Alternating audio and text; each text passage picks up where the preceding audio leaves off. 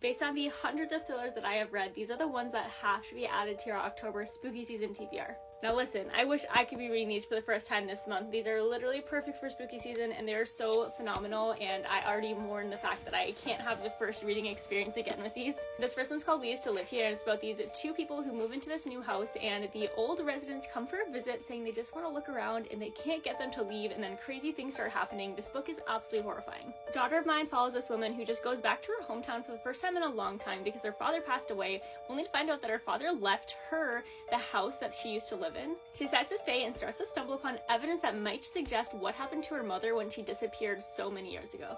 The guest follows this husband and wife who come home from a vacation to find one of their best friends living in their home. She's staying in their bed, she's rearranged their items, and she's living there because she had an issue with her significant other. Weird things start happening in their house and they want her to leave, but they don't really know how to make her leave because they want to be a safe place for her. But this book is a page turner. The chapters are really short, so it's easy to breeze through. Ruth Ware is one of my favorite thriller authors, but this is her best book for spooky season. It's about this woman who gets a job as a live-in nanny, and she's staying at this house where it's like a smart home and it has all these really techie aspects to it. We know right away that she's kind of writing this letter from prison. Something happens that ends up sending her to prison, which is absolutely crazy. The house does really creepy and terrifying things. She finds letters from the old nannies who were here, and this book is terrifying and so good. Darling Girls by Sally Hepworth is about these three foster sisters who are kind of dragged back into their old town. They're reunited because there was a body found under their foster home, and so they're trying to figure out whose body it was and if these girls know what happened. The twists in this are actually insane.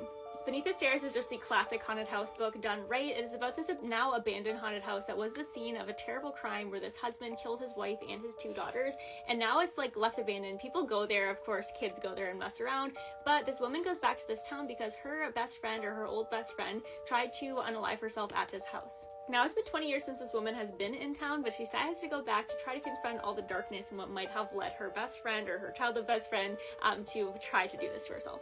Then we have The Family Plot by Megan Collins. I love all of this author's books, but this is one of my very favorites, and I think this one's one of the best ones for spooky season because it's about this family that's super obsessed with true crime. This family lives in a secluded island mansion. It's super deep in the woods, and the vibes are just super eerie in this, and I mean, you can tell it from the cover, so definitely recommend this one. Next up we have Keep You by Christopher M. Tantillo. This is an amazing YA mystery book. It's got super spooky woodsy vibes, which to me is perfect for spooky season. This one's about a teenage boy who is in a coma and doesn't remember anything from the night of getting the coma, and nobody will tell him what happened. He does sleepwalk regularly, and he wakes up in the middle of the forest in the middle of the night, which is super crazy. His old best friend, who is kind of in love with, ends up coming back into his life, even though they weren't really talking for a while, and they're gonna eventually maybe uncover what happened to him that night that he got this coma.